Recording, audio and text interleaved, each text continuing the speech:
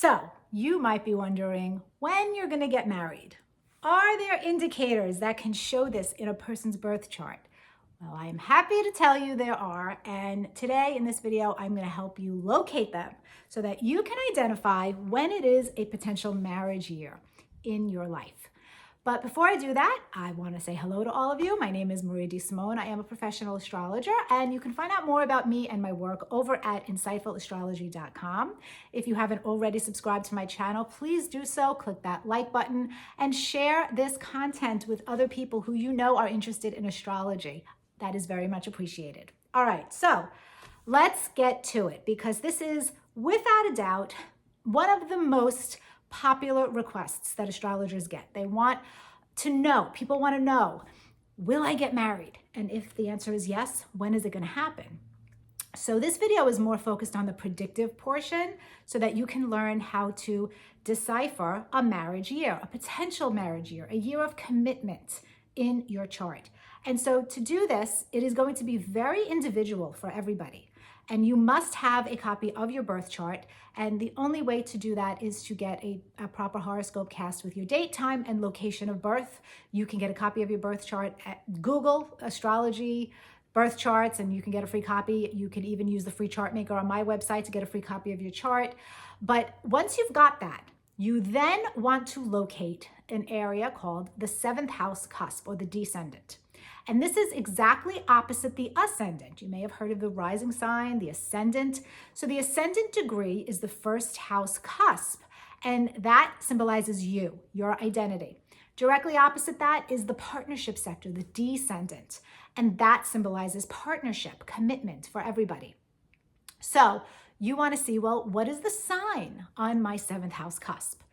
Great, you located the sign. Now you want to see what's the ruler of that sign and where is that planet located in my chart. So let's say you have Virgo on your 7th house cusp. That means the planet Mercury is the ruler of your 7th house of marriage and commitment. And you want to then locate Mercury by sign and house placement in your birth chart. Put that to the side and then go back to your 7th house. Are there any planets in your 7th house? Well, if there are, you're going to consider them as potential marriage indicators as well. Then the last thing you want to do is look at the planet Venus in your chart, because Venus is the significator of love and marriage for everybody, no matter what. And Venus is often activated when you are having major love cycles. So now you've identified where you're looking for these indicators. Where? Ruler of your 7th house, any planets in your 7th house, the planet Venus. Now that you know where to look, what are you looking for? So in predictive astrology, my preference is to use, I consider this the perfect trifecta of predictive analysis, a combination of transits, progressions, and solar arc directions.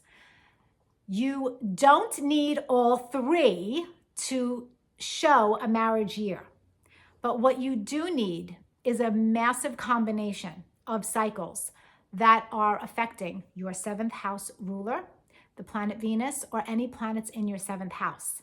And sometimes they don't show in the transits alone. Sometimes you're going to see it in secondary progressions. Sometimes you're going to see it in the solar arc directions with the transits. Sometimes you'll see it with all three. It's always different for everybody's birth chart. So you need to understand that. Remember, this is so individual for everybody. So you're going to look at, are there outer planet transits activating the ruler of my 7th house of marriage, whatever that planet is? Are there outer planet transits activating the planet Venus in my birth chart? And then are there secondary progressions doing the same thing, or solar arc directions doing the same thing? And then you go back to transits and say, well, is there a major outer planet transiting through my 7th house? Or are there eclipses happening across my 1st and 7th house axis? And are there planets that are going to be conjunct or highly activating a planet in my 7th house itself? Same thing for the progressions. You look at those progressed angles in your standalone progress chart. Are they activated by an eclipse? Is there your secondary progressed moon? Is it a year where the secondary progressed moon is going to be conjunct the 7th house cusp or even the 1st house cusp? That can be a marriage indicator. Solar arc directions are also important to look at because they're going to be active possibly as well. Venus, solar arc to Venus, solar arc to the ruler of your 7th. So you create your time search, you look at all of this, and then you want to see, are there at least 3? And this is an important predictive indicator.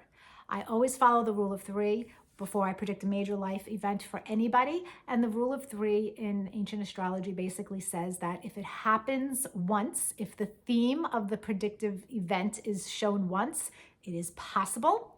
If it is shown twice by 2 different cycles saying the same thing, it is probable. But if it is shown 3 times, then it is confirmed. So you must be able to see potential marriage indicators at least 3 times before you can comfortably say, hey, this is a marriage year. And usually you're going to see it more than 3 times. Usually it'll show, when a big life change happens, it's going to be all over your chart. Your chart's going to be hot and jumping.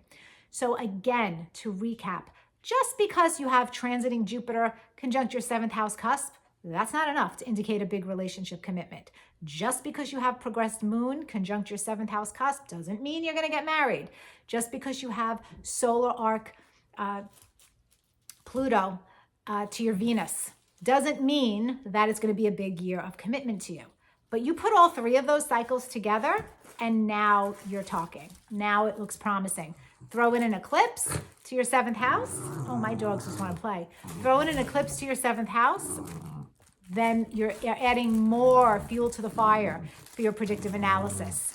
And so, guys, you might not be able to do this yourself, and this is why you want to have an astrologer that you can trust to be able to analyze your cycles for you. But I promise you that marriage is shown in a birth chart. It is very easy for a trained professional to spot these indicators. And if you're a student of astrology, the way that you look for this, and this is exactly what I teach my students, again to recap, ruler of your 7th house has to be activated. Venus has to be activated. Planets in your 7th house have to be activated by a combination of transits, progressions, solar arc directions. I hope this video helps, and go have fun predicting your future marriage.